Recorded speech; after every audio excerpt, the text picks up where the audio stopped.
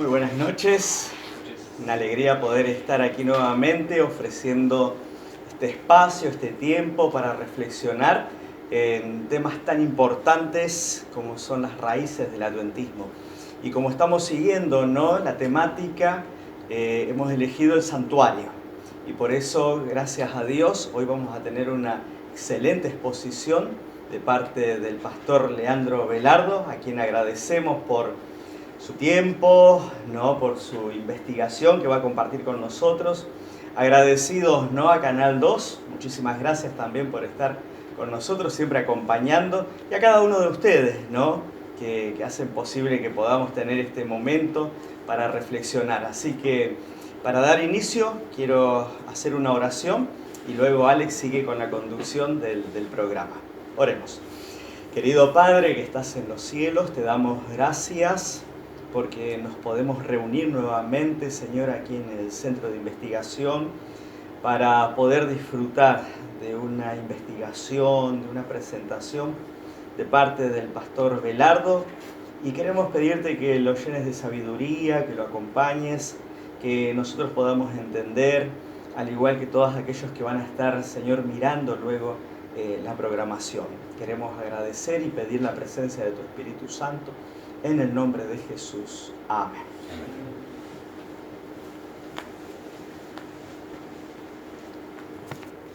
Muy bien, vamos a pedirle entonces al pastor Velardo que se adelante. Él nos va a estar dirigiendo en el tema de hoy, pero algo que nos gusta hacer también, pastor, antes de darles el lugar, es poder conocer un poco también a las personas que nos acompañan acá en Raíces del Adventismo. Y bueno, queríamos preguntarle a usted para conocerlo un poco de dónde es, cómo se compone su familia, por ahí qué labores está desempeñando hoy. ¿Quiere contarnos un poquito? Muy bien, bueno, buenas noches, Alex, y a todos los amigos que nos acompañan. Mi familia, bueno, ¿de dónde vengo primero? Empezamos por ahí. Soy de Buenos Aires, de la zona sur de Buenos Aires, oriundo, pero soy hijo de pastor, así que de allí estuve recorriendo, pero siempre en la Asociación Bonaerense. Mi familia está compuesta por mi esposa Ariana, por mi nena, la mayor, Fiorella, que tiene 10 y próximamente cumplirá los 11, y por el varoncito, Lorenzo, que tiene 5 añitos. Y, y Oliver, ¿no?, nuestro perrito, nuestra mascotita, de reciente aparición en la familia. Vino a traer alegría, seguramente. Sí. Y cuéntenos un poquito, pastor, ¿en qué se desempeña actualmente? ¿A qué se dedica? Muy bien, actualmente soy docente de la Facultad de Teología. Mi área de especialización es Lengua y Literatura del Nuevo Testamento, así que estoy con las materias del área bíblica. También dentro de la facultad me toca coordinar el área de Teología Bíblica, es decir, que todas las materias del programa, tanto de grado como de posgrado, que están vinculadas con el área bíblica, bueno, yo acompaño a los colegas para que eso pueda tener un buen desempeño y demás. También estoy de editor en jefe de la revista especializada de la facultad, Dabar Logos, que recientemente fue incorporada al núcleo básico de revistas científicas argentinas. Es un logro muy importante para la facultad, para la universidad. Coordino también el grupo de investigación del Nuevo Testamento de la Facultad de Teología. Y por último, soy el vicedirector del posgrado, siempre dentro de la Facultad de Teología. Bueno, no sé cómo hace usted para acomodar su agenda, pero también le agradecemos por eso justamente que esté esta noche con nosotros. ¿Y siempre supo que quería estudiar teología o cómo fue descubrir ese camino? Sí, a una muy temprana edad siempre me fascinó, me interesó estudiar la Biblia. Por supuesto, la idea de ser pastor fue madurando con el tiempo, pero desde muy chiquito me apasionó el estudio de la Biblia. Así es, este libro fascinante, ¿no?, que nos convoca aquí hoy. Bueno, y hablando de libros, porque sé que le gustan mucho los libros, ¿hubo algún libro que marcó una influencia en usted, quitando la Biblia, ¿no?, este libro que estamos hablando, pero algún libro que usted recomendaría acá a nuestra audiencia que nos está acompañando? ¿Puede ser un libro de Ellen White? Sí, por supuesto. Bueno, hay un libro que para mí es muy significativo y es El Camino a Cristo. Me parece un libro que es brillante en su sencillez. Bueno, ya tenemos una recomendación entonces para la lectura. Bueno, pastor, entonces ahora le entregamos el tiempo a usted para que pueda compartirnos la presentación que nos ha traído esta noche. Muy bien, gracias Alex. Bueno, buenas noches a todos. Gracias por acompañarnos, por estar, por hacerse este espacio. Yo sé que todos tienen una agenda ocupada, están con compromisos de diversa índole y estar aquí es valioso. Muy bien, tienen allí el título que, contrario a lo que se espera en marketing y demás, que tiene que ser un título que venda algo, que enganche al público, parece que yo violenté todas las reglas de marketing. Parece un trabalenguas, así que primero lo que hay que hacer es por ahí explicar la naturaleza del título. Hay algunas palabras allí que necesitan algún comentario. Lo leo de allí, dice voz, diátesis y teología, Hebreos 1.3 y M.L. Andreasen. Muy bien, voz. La voz es una categoría gramatical que nos dice cómo se relaciona el sujeto con el verbo. La voz es una categoría gramatical que nos dice cómo se relaciona el sujeto con el verbo. Los verbos pueden denotar básicamente tres tipos de categorías: acciones, procesos o estados. Así que ahí tenemos que ampliar. Normalmente cuando pensamos en verbos pensamos en acciones, ¿no? Pero también denotan, como decíamos, en total, acciones, procesos y estados. La voz es una categoría morfológica, es decir, que forma parte de cómo está compuesta la palabra, mediante su forma. Puntualmente la disciplina que se encarga de esto es morfología flexiva.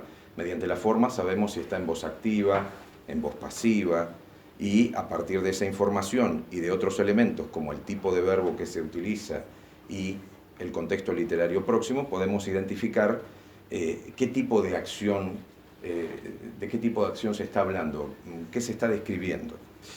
Y allí viene la segunda parte del título, que es la diátesis. ¿Qué es la diátesis? La diátesis es la función semántica que denota el verbo.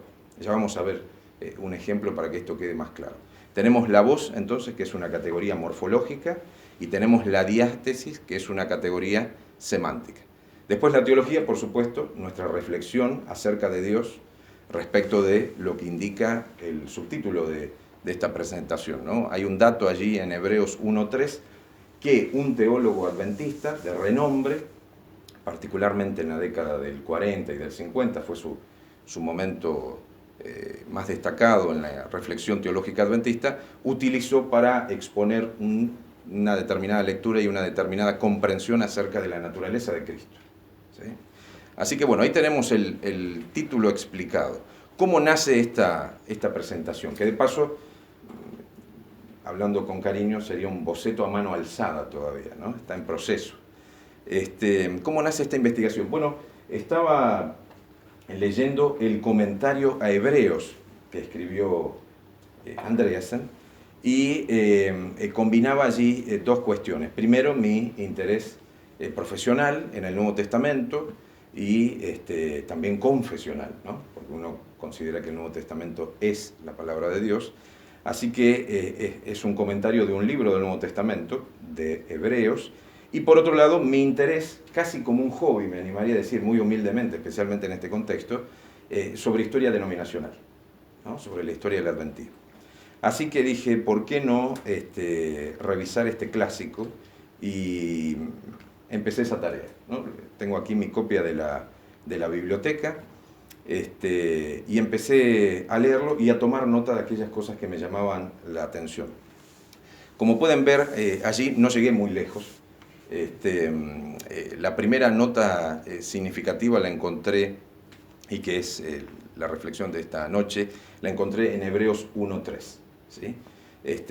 Voy llegando a Hebreos capítulo 4, tengo otras anotaciones, y Así que este es el trasfondo, ¿no? El Nuevo Testamento, historia del adventismo, un libro que ha sido de referencia para muchos y un dato que aparece allí en ese pasaje que está vinculado con la voz, con la diátesis y que deriva en una determinada propuesta teológica que vamos a evaluar en esta noche rápidamente, sencillamente, si es válida a la luz de la evidencia. ¿Está bien? Así que esa es mi propuesta humilde para ustedes en esta noche. Vamos a ver un ejemplo para distinguir diátesis y voz. Vamos a poner la siguiente. Tenemos aquí Mateo 17:15. Tenemos primero la traducción de la Reina Valera 60, después una traducción colectiva, un proyecto entre varios especialistas españoles. Aquí el traductor del Evangelio de Mateo fue Montserrat, pero el proyecto fue dirigido y editado por Antonio Piñero.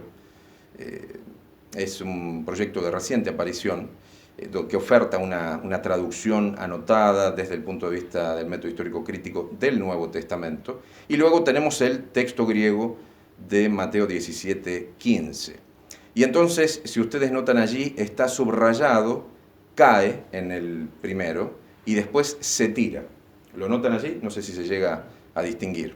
Porque muchas veces cae en el fuego y muchas en el agua, muchas veces se tira al fuego y muchas veces al agua. Hay una diferencia entre caer y tirarse, ¿sí o no? Bueno, eso tiene que ver con la voz.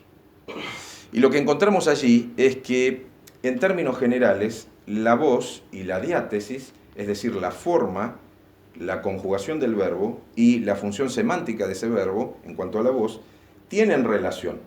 Es decir, que si está en voz activa, suele ser el agente. Si está en voz pasiva, suele ser el paciente, el que recibe la acción.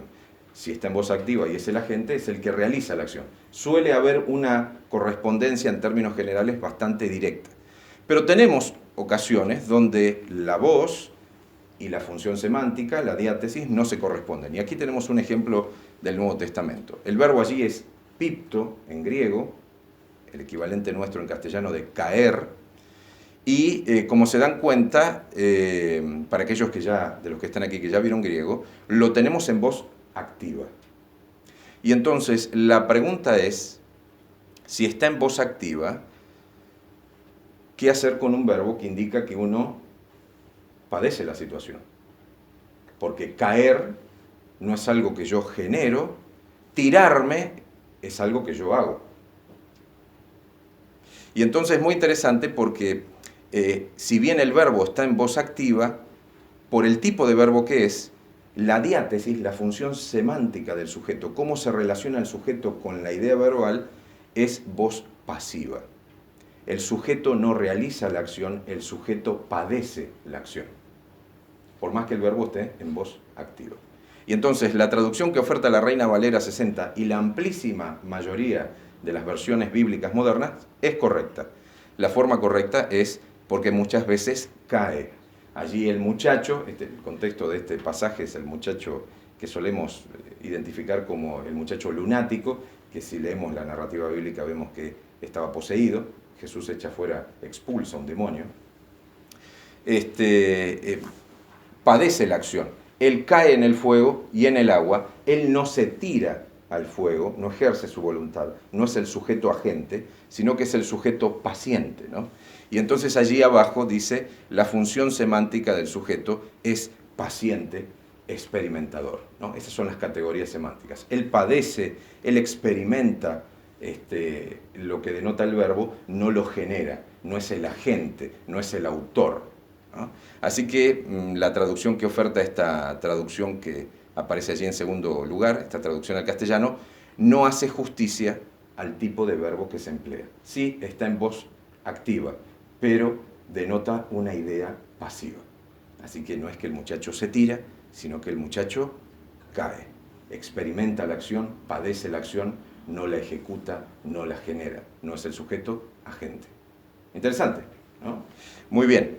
Y entonces hay un fenómeno para aquellos que todavía no han visto griego, un dato curioso, a diferencia del castellano que tenemos dos voces, la voz activa y la voz pasiva, en el griego helenístico, que es el griego del Nuevo Testamento, el griego koiné, pero esto se mantiene en toda la lengua, y llegando hasta el griego moderno, tenemos tres voces: activa, pasiva y media. La voz activa básicamente funciona como la voz activa en castellano, la voz pasiva, nuevamente, básicamente como la voz pasiva en castellano, pero ¿cuál sería el equivalente de la voz media en castellano, siendo que no tenemos voz media? Bueno, la voz media es difícil de traducir porque tiene varios significados distintos. Y el problema con el que se va a encontrar Andreas en Hebreos 1.3 tiene que ver con un verbo que está en voz media. Vamos a ver qué comentario hizo él sobre esto. Él dice en su comentario que en Hebreos 1.3 la frase purificación de pecados en griego está en la voz media. Allí, no sé si se llega a ver, es la página 53 de su comentario. Eso significa que la acción termina en el sujeto. La voz media, él la está entendiendo en un sentido reflexivo, es decir, el sujeto realiza la acción y recibe los efectos de esa acción que realiza.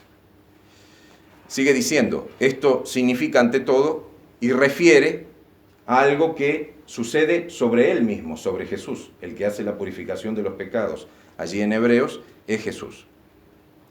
Claro, el tema es que esta lectura lo lleva después a Andreasen a concluir que cuando Jesús hizo purificación por los pecados, no solo purificó nuestros pecados, sino con esta lectura reflexiva, ¿qué estaría diciendo también? Que él hizo expiación, él purificó también, ¿qué cosa? Sus pecados. Y ahí entramos en un conflicto, porque esto supone, es una lectura que supone, ¿qué cosa? Que Jesús tenía pecado, claro.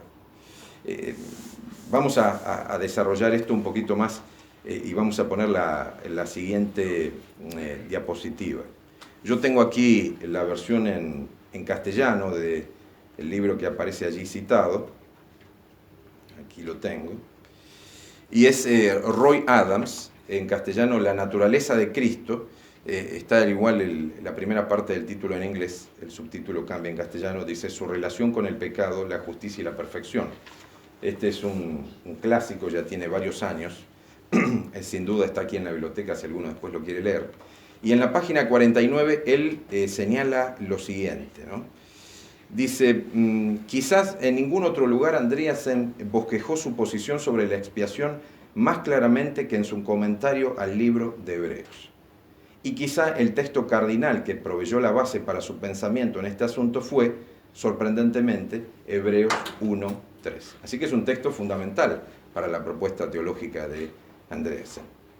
Más adelante dice, Andreasen encontró profundas sutilezas teológicas encerradas en este único texto. La frase purificación de pecados, escribió Andreasen, está en voz media en el griego. Por lo tanto, cuando dice que Cristo purificó los pecados, el primer significado es que se refiere y reacciona sobre sí mismo. Es decir, en su propia vida, él venció la tentación. Así, con este único texto como base, Andreasen dividió la expiación en tres fases. Más adelante, páginas 50 y 51, dice lo siguiente. Dice allí sobre Hebreos 1.3 y el comentario de Andreasen. Significa, explica Adams, que Cristo venció el pecado eliminándolo de su propia vida, según la lectura de la voz media que provee Andreasen en este pasaje. Noten que la expresión que Andreasen utilizó fue eliminando el pecado de la vida, casi como si tuviera temor de exponerse con tal aseveración, pero el contexto revela claramente lo que quiere decir. Esto está vinculado, para aquellos de ustedes que están al tanto, está vinculado con aquellos debates sobre qué tipo de naturaleza tuvo Jesús al momento, naturaleza humana, tuvo Jesús al momento de encarnarse. Una naturaleza exactamente igual a la nuestra, una naturaleza totalmente distinta a la nuestra, es decir, una como la de Adán antes del pecado o una como la de Adán después del pecado. La postura de la Iglesia es que ninguna de las dos es completamente satisfactoria, ¿no? Se suelen usar los términos prelapsaria para la primera y poslapsaria para la segunda. La postura de la Iglesia es ambilapsaria, ¿no? Es decir, que Cristo tenía nuestras debilidades inocentes, nuestras flaquezas, se cansaba, tenía sueño, hambre, etc., pero no tenía nuestra pecaminosidad inherente. no tenía nuestra tendencia al mal. ¿Está bien? Interesante, ¿no? Interesante. Pero bien, ¿es verdad que la voz media allí en este pasaje indica que Jesús expió sus propios pecados o que esa expiación de alguna manera recayó sobre él? Él recogió de alguna manera los frutos de ese trabajo expiatorio. Vamos a pasar a la siguiente. Para responder esta pregunta, yo lo que hice fue revisar cuáles eran las obras estándar para la lengua griega en su época y qué es lo último que dicen las obras estándar hoy sobre este tema. Así que las dos primeras que aparecen son una de 1950, en la última edición, pero es anterior. La siguiente de 1956, misma historia, es anterior, esa es la última edición. Y las dos últimas son las más cercanas en tiempo.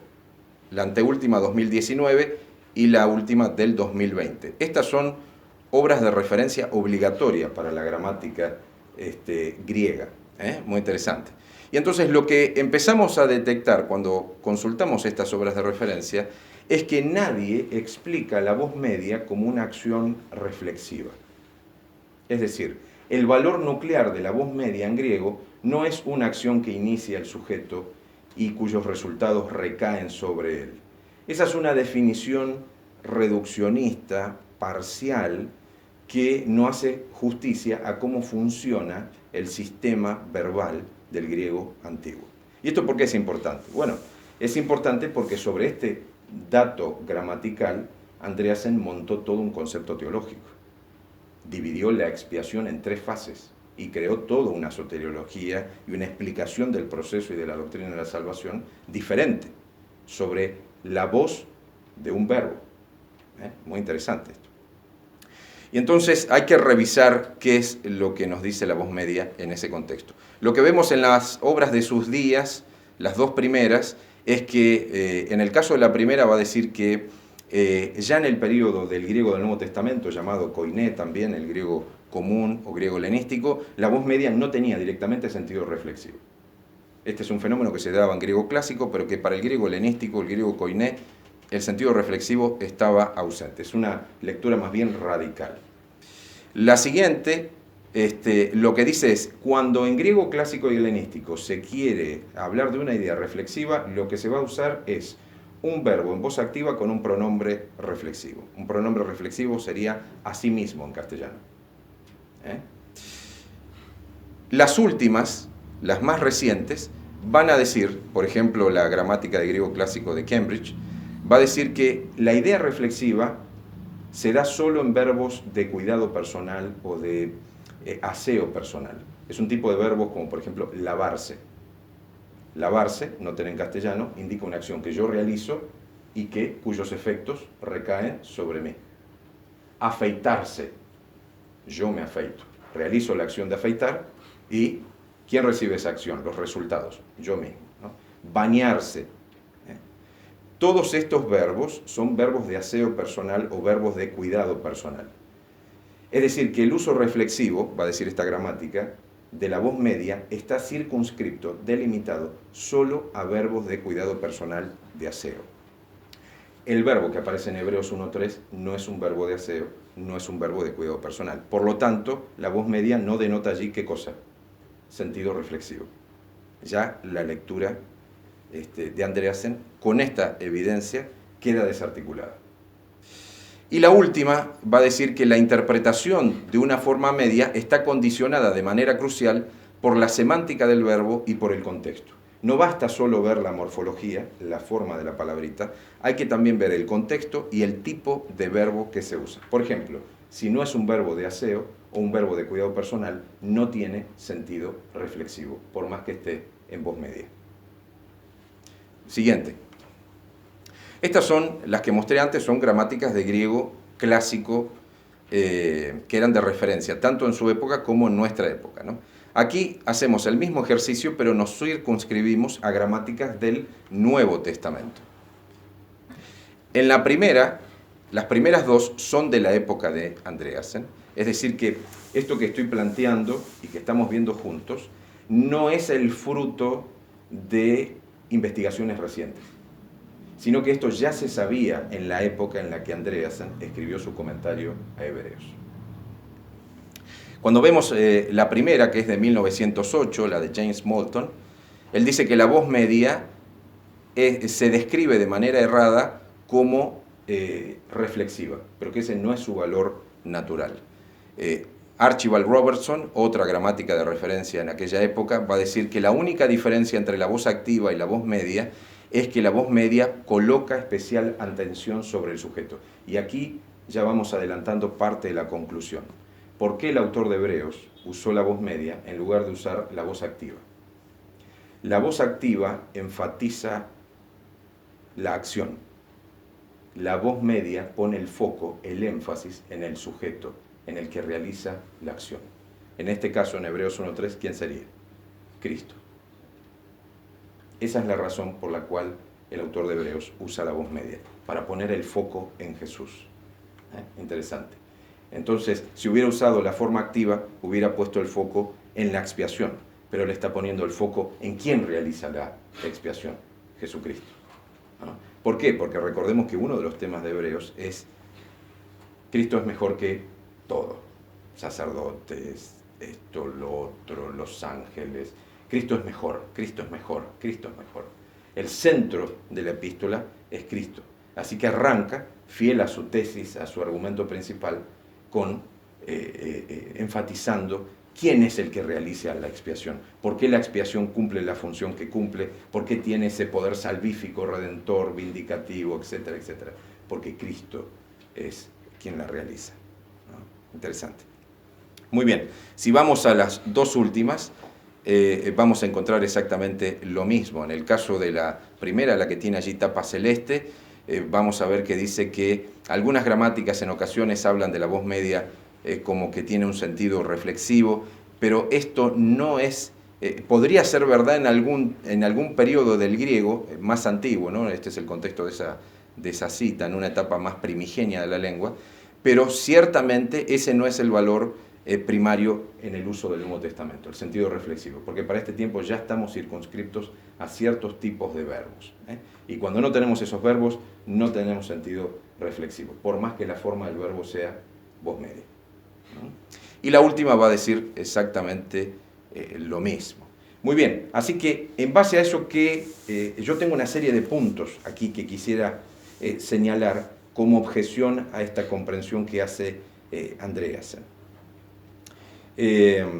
La primera es que la lectura propuesta parte de una comprensión parcial y reduccionista en cuanto al valor semántico primario de la voz media en griego antiguo y por ende en lo relativo a sus posibilidades expresivas.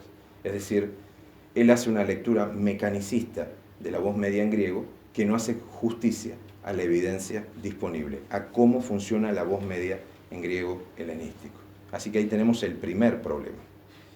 El segundo punto es que el valor reflexivo no es el significado nuclear de la voz media en griego helenístico. De hecho, tanto en el Nuevo Testamento como en el griego clásico, como decíamos antes, para expresar una idea reflexiva, lo más común, lo más normal, lo que hacía cualquier hablante nativo era, como mencioné antes, usar un verbo en voz activa con un pronombre reflexivo. Ya vamos a ver algún ejemplo en la epístola a los Hebreos. Por otro lado, los estudios recientes confirman este punto. Y vamos a la siguiente diapositiva. Muy bien, tenemos dos obras que son monografías que se dedican específicamente, no son gramáticas, sino monografías que se dedican específicamente al estudio de cómo funciona la voz en la lengua griega. En ambos casos se concluye que la voz media no tiene ese valor reflexivo como valor primario. Y después tenemos una obra allí que aparece más grande, que se titula La voz media, ¿no? Y con ese título no podía quedar fuera de esta reflexión, ¿no? Tanto que estamos hablando de la voz media, que es un trabajo muy interesante porque lo que hizo la autora es comparar 30 idiomas, cómo se usa la voz media en esos idiomas, ¿no? Y entonces hizo una clasificación de los distintos usos y descubrió que había más de 12 usos de la voz media en estos idiomas. Interesante, ¿no? Así que lo primero que nos hace pensar esto es que hay que ser muy prudente cuando tenemos estas definiciones reduccionistas, mecanicistas, automáticas, porque resulta que el idioma es mucho más rico, mucho más polivalente, etcétera, etcétera, ¿no? Y entonces, miren, les voy a dar algunos ejemplos en castellano. Yo aquí les traigo algunos ejemplos en castellano para que vean cómo funcionaría también. Por ejemplo, el primer grupo, cuidado corporal, es decir, acciones ejecutadas por el individuo en él mismo. Y ahí vamos con los ejemplos que daba antes, ¿no? Adornarse, bañarse, afeitarse, arreglarse, lavarse, peinarse, vestirse. Tienen ese valor reflexivo. Pero todas las que vienen ahora no lo tienen. Movimiento no traslacional, es decir, cambios de la configuración del cuerpo sin mudar su locación. Por ejemplo, bajarse, estirarse, inclinarse, girarse. Cambios en la postura corporal, cambios en la configuración del cuerpo en relación con una locación. Arrodillarse, acostarse, levantarse, sentarse. Es muy interesante, ¿no? Podríamos seguir así con el resto de la clasificación semántica que provee la autora, ¿no? Kemmer, que aparece allí, es el libro que aparece más grande. Tenemos actos espontáneos, actos naturales recíprocos, media indirecta, otros actos de habla emotivos, media de cognición, media de emoción, movimiento traslacional, pasiva e impersonal. Tremendo, la voz media tiene muchas posibilidades expresivas, ¿no? Y su valor nuclear, repito, no es reflexivo. Vamos a ver algunos ejemplos de esto. Vamos a la siguiente. ¿Qué tendría que haber escrito el autor de Hebreos? Y acá vamos a hacer el siguiente paso. ¿Cómo tendría que haberse expresado el autor de Hebreos para decir que Jesús hizo expiación por sus propios pecados? Porque efectivamente la voz media no sería lo que tendría que haber empleado, ¿no? Y entonces tenemos allí, por ejemplo, Hebreos 5:3, que, por ejemplo, la NBI traduce allí correctamente, obligado a por sus propios. ¿Lo ven que está subrayado? ¿Se llega a distinguir? Muy bien. Lo que está subrayado es lo que está en griego ahí arriba. Opheilei peri autou. Obligado a por sus propios. Y si uno va a leer, si alguno tiene su Biblia o quiere buscar en su celular, Hebreos 5:3, va a ver allí que dice, obligado a ofrecer sacrificios por sus propios pecados. Es decir, que el autor de Hebreos, si hubiera querido expresar esta idea con respecto a Cristo, tenía la capacidad lingüística de hacerlo. Pero este pasaje no está hablando de Cristo, sino que está hablando de los sacerdotes humanos, que tenían que ofrecer sacrificios no solo por los pecados del pueblo, tenían que ofrecer sacrificios también ¿por qué? Por sus propios pecados, cosa que Cristo no tenía que hacer, porque no había pecado en él. Otro ejemplo, para no abusarme de su tiempo, Hebreos 7:27, ¿no? Allí tenemos una construcción sintáctica y la NBI nuevamente dice allí, por sus propios pecados. Hacían expiación por sus propios pecados. Siempre los sacerdotes humanos. Nunca se describe a Cristo en esos términos. Tampoco en Hebreos 1:3. Y entonces, ¿cuál es el énfasis? Repito, esta conclusión que había adelantado. ¿Cuál es el énfasis? ¿Cuál es la agenda del autor de Hebreos en Hebreos 1:3 al emplear la voz media allí? En Hebreos 1:3 la voz media denota una mayor implicación del sujeto en la acción, un ejercicio de poder personal, un hacer deliberado e intencional y por tanto quien resulta focalizado es el sujeto. El objetivo del autor de Hebreos es enfatizar que es Cristo quien expía nuestros pecados, que es por su intervención, por su obra sumo sacerdotal, que hay esperanza para nosotros, ¿no? Y por eso el uso de la voz media. En virtud de la evidencia, el texto entonces no está brindando información ontológica en cuanto al ser de Cristo, en cuanto a la naturaleza humana de Cristo, sino que está brindando información soteriológica, es decir, en cuanto a la salvación, ¿no? En cuanto al sacrificio expiatorio, sustitutivo y vindicatorio de Jesús en la cruz y la administración de los beneficios de ese sacrificio, que es lo que él hace hoy como sumo sacerdote en el santuario celestial. Administra los beneficios del Calvario en nuestro favor, ¿no? Muy bien. Podríamos mencionar algunos detalles más, pero menciono quizás a modo de cierre con respecto a esto, que algunos escribas incluso, y ustedes van a notar si buscan Hebreos 1.3 en la Reina Valera de 1960, van a notar, vamos a hacerlo, vamos a buscar Hebreos, allí los que tienen su Biblia, Hebreos 1.3. Hebreos 1.3. Dice allí la parte que nos interesa: habiendo efectuado la purificación de nuestros pecados por medio de sí mismo. Y entonces, por medio de sí mismo, y nuestros, no aparece en los manuscritos más antiguos. Así que si alguno está consultando una versión como la NBI o alguna otra versión contemporánea, va a encontrar que esa parte de Hebreos 1.3 reza un poquito diferente, ¿no? Pero es muy interesante las variantes, porque se nota la preocupación de los escribas por distinguir que la expiación que Cristo está haciendo no es por sus propios pecados, sino ¿por qué? Por los nuestros. Y entonces le agregan nuestros pecados, ¿no? Y por otro lado, dejan claro qué función tiene Él, por medio de sí mismo, ¿no? Mediante su sacrificio, su persona, su obra. Muy interesante.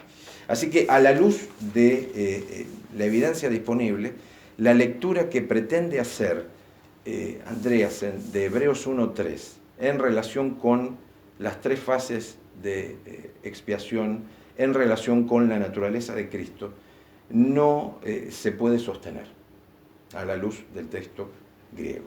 No se puede sostener. ¿Por qué? Por la sencilla razón de que la lectura atenta contra la mecánica interna del idioma, atenta contra el genio de la lengua, ¿no?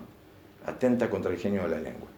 Y si tuviéramos que decirlo en otros términos, diríamos que lo que uno encuentra en este caso y en otros casos en este comentario de Hebreos es que Andreasen incurre con cierta regularidad en lo que se denomina una petición de principio. ¿Y qué significa eso, básicamente? Que él asume, afirma cosas que en realidad debe probar.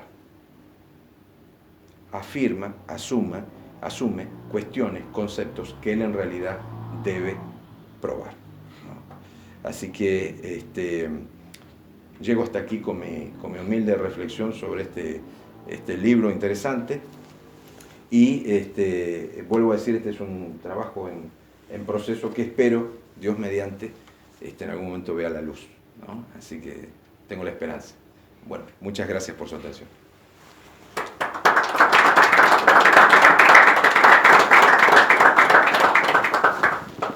Bueno, la verdad tenemos mucho para agradecerle, Pastor. También tenemos ahora este momento abierto para algunas preguntas. Así que si hay alguna pregunta de parte de la audiencia, es el momento en el cual pueden hacerlo. Y bueno, nosotros los escuchamos.